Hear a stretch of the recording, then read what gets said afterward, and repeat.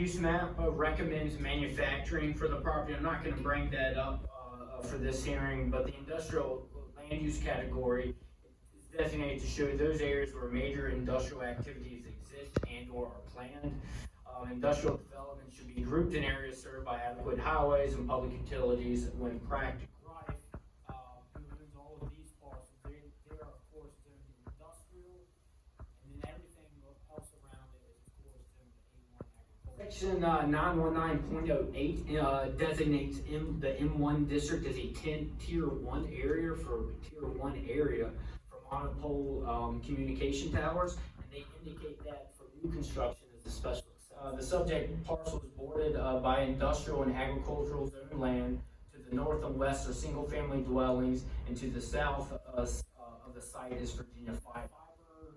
Fiber Plant Road comes off of Stapleton, and then even before you get to their gate towers, or their gates, if you're familiar with Drive, there's a soil access road that goes up into this general vicinity. This is the general vicinity for the proposed tower. So I'll zoom out a little bit so you have a little bit better understanding. Looking at the general vicinity of the site, the closest off-site dwelling is roughly 1,200 feet away due north. And so due to the existing vegetation on site, it is expected to have minimal impact on the viewshed for the surrounding community. Anchor tenant, the first tenant on this tower would be Verizon Wireless. Arcola Towers is building it for Verizon, but there will be room for other carriers as is required by your zoning ordinance. So you can see here the location of the proposed site. It is zoned M1, and as Mr. Creasy explained, in your zoning ordinance, tier 1 locations are those that are A, not an avoidance area, and B, are zoned in a district where you prefer to see towers. In this case, it's M1, industrial.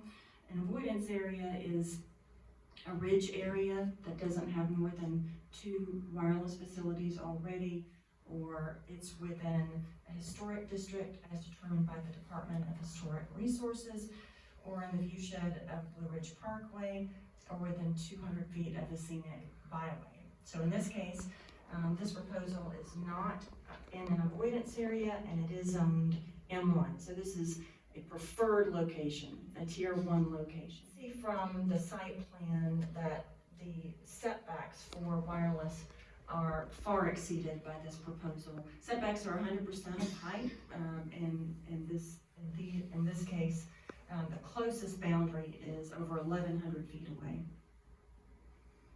The compound layout is 75 by 75 foot leased area.